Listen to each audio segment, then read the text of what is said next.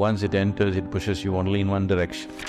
So if you want to go on that path, only then you take Sannidhi. If you're completely devoid of yourself, then you are a devotee.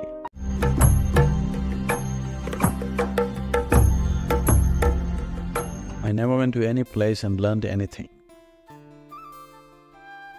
I never went through any kind of spiritual training in my life.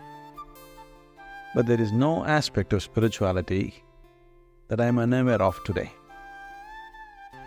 It's not that I am carrying it all with me. If I walk on the street, I walk like a child without anything on my head. I am not burdened with my knowledge. But whatever I need is always there with me. If any kind of situation comes, till now in my life, I have never ever felt a situation where I don't know what to do. I'm talking about the spiritual aspects, not the physical life situations. The spiritual dimensions, never have I faced a situation where I don't know what to do. It doesn't matter what it is. People who have been closely around with me and who have travelled with me to various places and significance, they just can't believe how this can be. If I go to some place, I simply know the whole history of that place. Not the physical history of it, the spiritual history of it, which matches with the physical history somewhere. If I go to any place, I just know what this place is about, what it is. So this comes not by study, this comes just becoming receptive to a different possibility.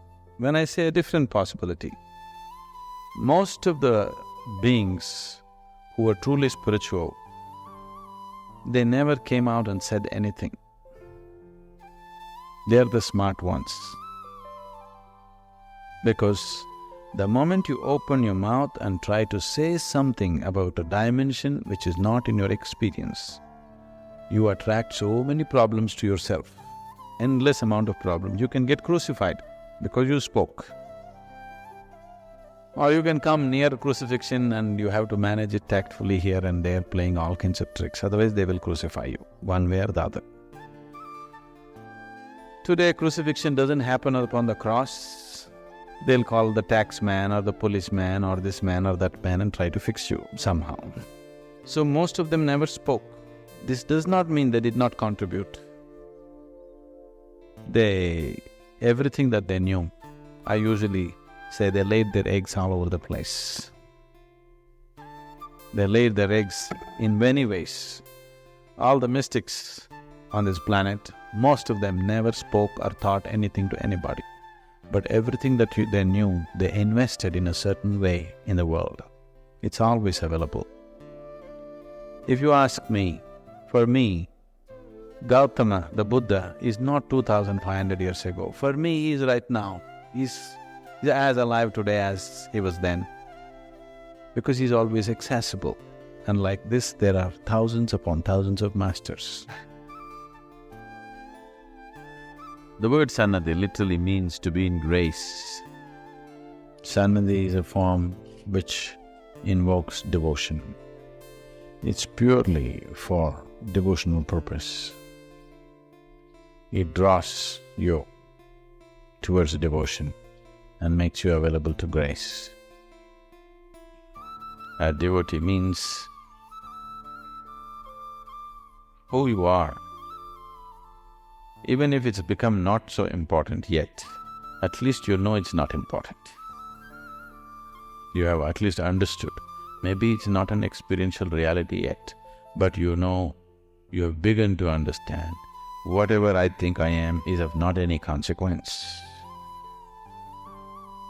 Then you're beginning to become a devotee. If it is becoming an experiential reality that who you are, you clearly see is not at all important, then you're close to being on devotion. If you're completely devoid of yourself, then you are a devotee.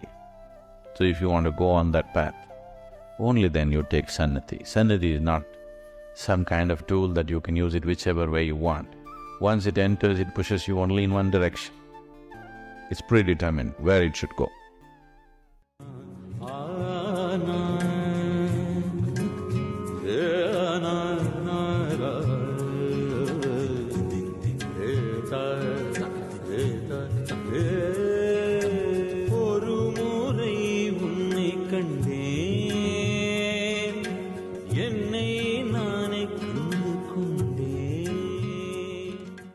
Namaskaram everyone. Welcome to our new episode of Sadhguru Sannidhi. Now, as we saw in the video, as well as we are seeing this image, that the Sannidhi set consists of Guru's Paduka or Guru's feet. Now, have you ever wondered why is it so that we worship the Paduka of the Guru or the feet of the Guru or simply the sandal of the Guru? So just stay connected till the end so that I can reveal exactly the phenomena or the things that why do we worship the Guru's sandal, Guru's Paduka or simply Guru's feet or charan. So now let's start. Now just as Shivalinga represents Shiva and Shaligram represents Vishnu, in the same way the feet or Paduka of the teacher represents to the students, not the feet but the underlying concept. What we are invoking is Brahman within us, that is the Lord. But we cannot go to him directly. We want a symbol. So at this time, there is no symbol more sacred than the feet or charan or paduka of a guru or a teacher. Now let us see how these padukas actually help you. Now first of all, the feet are an extension of Muladhara chakra in the human energy system. So the soles of the feet along with the top of the head and the palms are among the areas of the body where the greatest amount of prana, that is the life energy, enters and leaves. So as a result of this phenomena, things or objects like the sandals of the Guru that are in continuous touch with these locations are maintained with certain reverence and sanctity. If handled carefully, these items have the potential to absorb person's energy and emit them for an extended period of time. One could create a comparable result in one's own Muladhara chakra by bowing down to Guru's Muladhara, whose dormant life forces have already been awakened. Secondly, when we touch the feet of the elders or the Guru, or when we worship the Padukas, we bow down the highest part of our body, that is our head, towards the lowest part, that is the feet. The head is the symbol of ego, and so by worshipping the Padukas, we surrender. When a person becomes humble, the person becomes more open and is ready to receive the knowledge. He do not have now the preconceived notions, and he is not arrogant about money, power, pleasure, body, beauty, fame, etc. None of these. So such a person comes to know the truth, and such a person is ready to do what it takes to know the truth. In this way, the Padukas show the goal as well as the path, which is through humility. Now the third most important point is that the very fact that Sadhguru has come to our lives is the sign of grace of the Lord in our lives, as is the fact that we are able to study, understand and just share or deliver this knowledge with others. So when we do the puja of the Padukas, we express our gratitude. Now these Padukas also represent the hard hittings of the Master. It is only at the feet of the Master or the Guru that we are made to realize through various situations created by him that I am nothing. Our pride or ego begins to take a hit, and with continued seva at the feet of the Guru, in a spirit of total surrender, it dissolves over time. So the Master delivers this with love and understanding, but it also hits hard. That is why a saint very well said that Sadhguru mera surma kare shabd ki chot, mare gola prem ka hare bharam ki khot, which means my Sadhguru is an expert in hitting the ego with his words. He does it with love and destroys the delusion. So as Adi Sankaracharya says in Bhaja Govindam to the old man who even in his last few moments was memorizing the rules of Sanskrit grammar, that Bhaja Govindam, Govindam Bhaja Mudhamate, means, O deluded fool. So even when the Master calls him deluded fool, it is out of compassion and not to insult or to belittle the student. It is to actually shake him and wake him up from the slumber through the words. The basis is all love. So a teacher does not look our ability or inability. He only and only wants our availability. If available, even the dullest student realizes the absolute truth. And if somebody is not available, even though the person is too much bright, nothing happens. And so comes the fourth most important point, that if there is no Guru Bhakti, no transformation can really happen through you. Adi Shankaracharya would say, it is like a donkey carrying golden bricks. All the informative knowledge is like the golden brick. It will only add more weight instead of reducing the ego.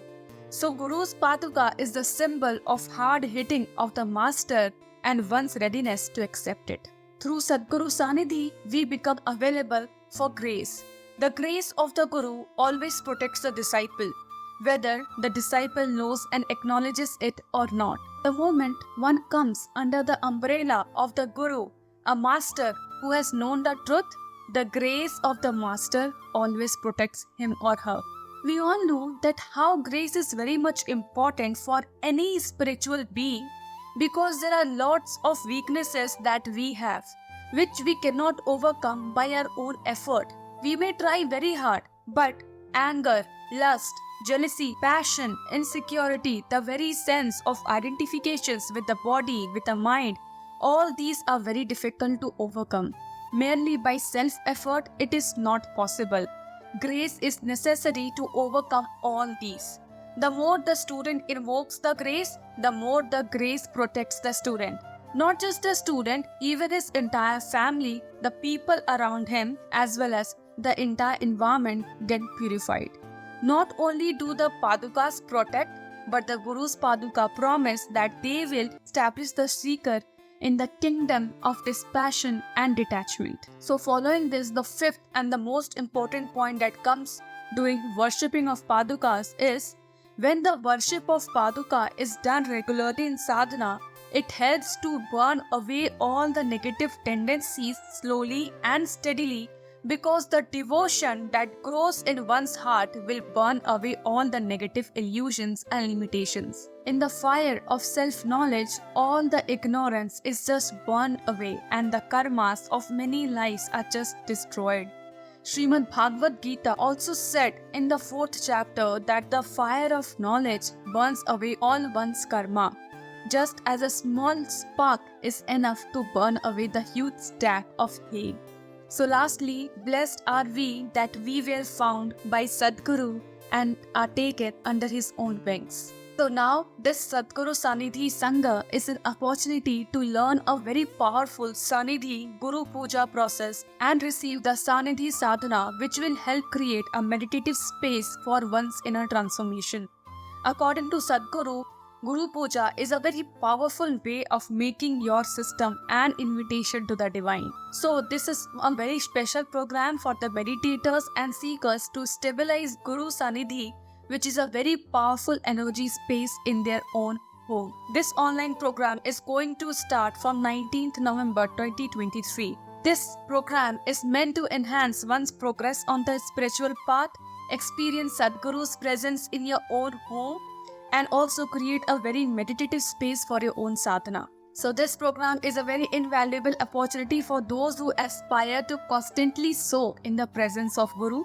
So anybody above the age of 18 years can register for the program. Now this Sannidhi Sadhana is done every Monday, Amavasya, New Moon Day, and also Purnima, that is the full moon, during Sadhguru's presence time, that is 6:15 p.m. to 6:40 p.m. In case Monday is not convenient due to any office timings or any other reasons, the Sannidhi Sadhana can be done on the preceding Sunday. Now there are 3 sets of Sadhguru Sannidhi available, that is Arali, Vilva and Champa. You have to buy any one of this set and register for the Sannidhi program. Now the cost of the respective set has been mentioned in the site. If you want, I'll give the link in the description. Just go and find out there. And for today, hope you loved the video and found the video very meaningful. And if you did so, do not forget to give it a like, share and subscribe. Up to next, stay safe, healthy, happy and namaskar.